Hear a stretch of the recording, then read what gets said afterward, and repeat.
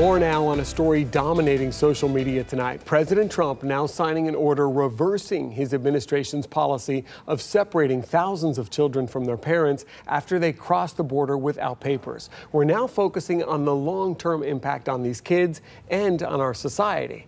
4 in Your Corner's Lisa Greenberg has been asking a psychologist for some perspective. Lisa? Well, Patrick, the psychologist I spoke with says to imagine back when you were a child and remember when you were the last one picked up at school. That feeling of, where's my mom? Where's my dad? Then she says to magnify that. That's what she says kids in these facilities have been going through. It's unclear what's happening inside this temporary shelter for child migrants in Homestead. We've only seen video of the outside, but this video from other similar facilities along the border gives an idea. Kids sitting in fenced-in areas with emergency blankets. Most importantly, without their parents. What was our most horrific fear as children? What was it?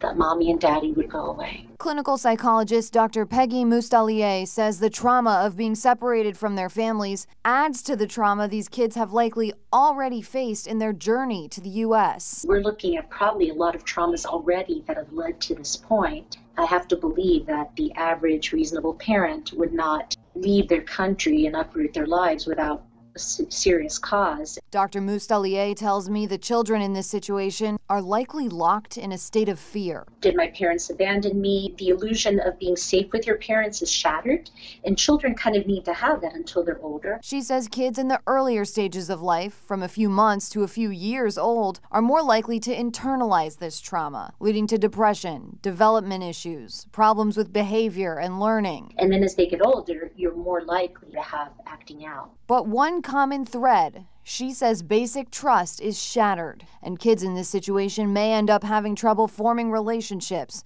dealing with their emotions, and having problems with self-esteem. This isn't a what if, this isn't a percentage will, no.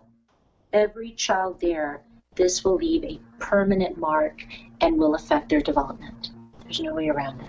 So what's next? As you heard, President Trump did sign an executive order to keep families together. But what about the kids who've been detained for days now? Dr. Moustalier says it is possible for all of this to be corrected, but she says the proper steps must be taken to reinstate a feeling of security and safety in these children and provide support to redirect their development in the right direction. Lisa Greenberg, Fox 4, in your corner.